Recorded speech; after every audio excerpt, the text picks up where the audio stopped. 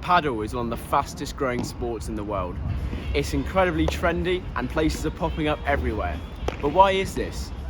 You typically associate it with warm, sunny climates, but we're here nestled in the Deansgate high-rises at Club de Padel, Manchester's answer to this fastly growing sport.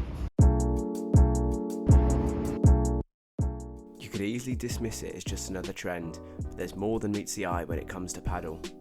Having originated in Mexico and blown up in a Spanish and Argentine culture, padel has landed in the UK. There are lots of aspects to the game which are familiar, like the walls from squash and the balls from tennis, but this game has more to offer than you realise. I think it's the beginning of the explosion, no?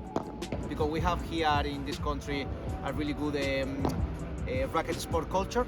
You know, people play squash, play tennis, play badminton, and everyone who tries padel, they get addicted already.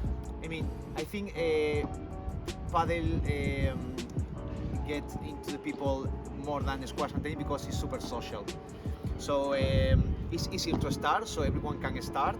So you don't need to have you need to be super fit, have a good skills or skill with a racket. So everyone can start playing. It's super easy and super social because we play always 4 players on the court. So you always can find someone of your level. Padel involves all the benefits of competitive racket sports, yet adapts it to be more approachable. The paddle itself is much more forgiving than the equipment used in tennis and squash. The flat, even face allows for a higher success rate when attempting a shot, which means longer and better rallies for those playing. It can be highly competitive with the tennis-based scoring system, yet includes underarm serves and slightly lower pressure balls, again adding to the convenience. Yeah, I mean, for sure it'll be the most popular racket sport in the world in the next 2 years. More so than tennis, more so than squash. I mean, tennis is winning now. Badminton and squash are a little bit less played, but I guarantee padel will take over racket sports globally.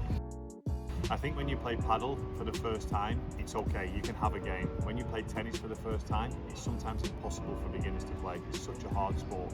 So again, when you think about the ease of playing and the ease access of getting into padel, something very apparent when you arrive at a padel club is the range of people.